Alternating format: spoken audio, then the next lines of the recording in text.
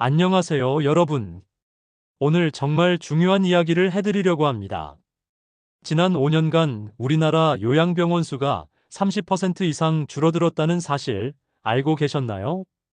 2019년 1534개였던 요양병원이 지금은 1089개밖에 남지 않았어요.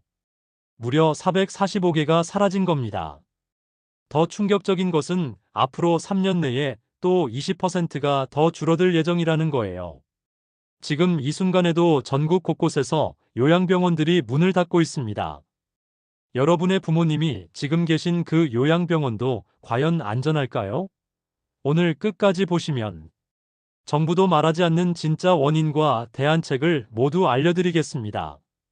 그동안 수천 명의 어르신들과 가족분들을 만나면서 한 가지 확실하게 느낀 것이 있어요. 우리는 모두 늙는다는 사실입니다. 요양병원이 줄어드는 건 단순히 병원 하나 없어진다는 문제가 아니에요. 돌봄의 질이 떨어지고 비용이 급등하고 접근성이 떨어집니다.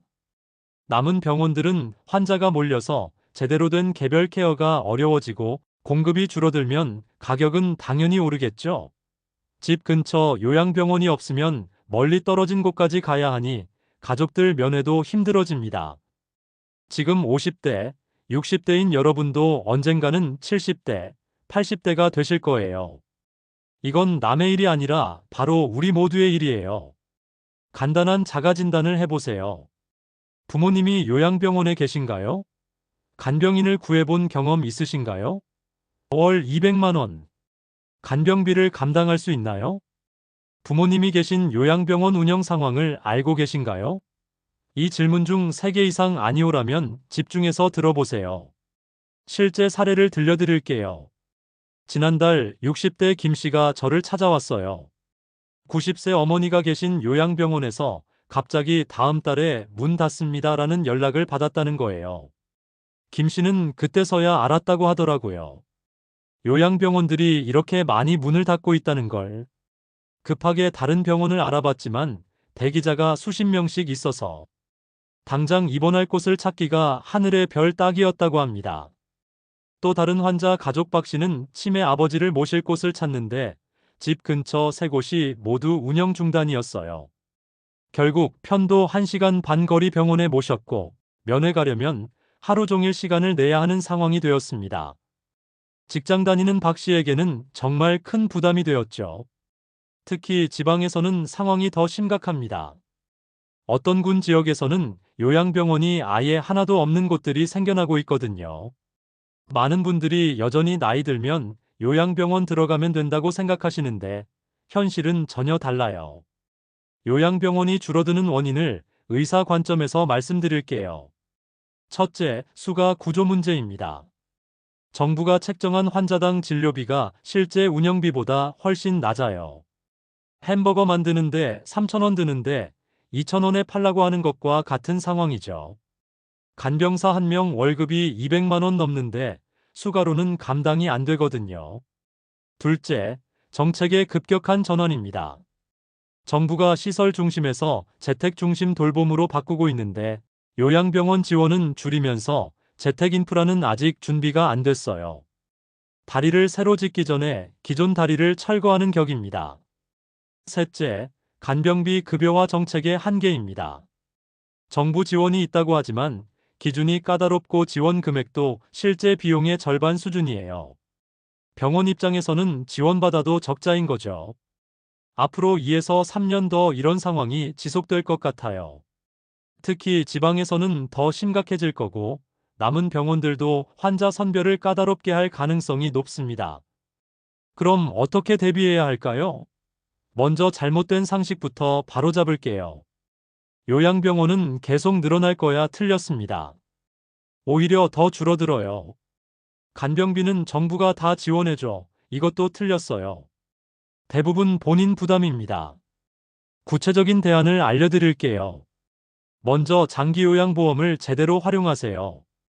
65세 이상이나 치매, 뇌혈관 질환 환자는 신청 가능해요.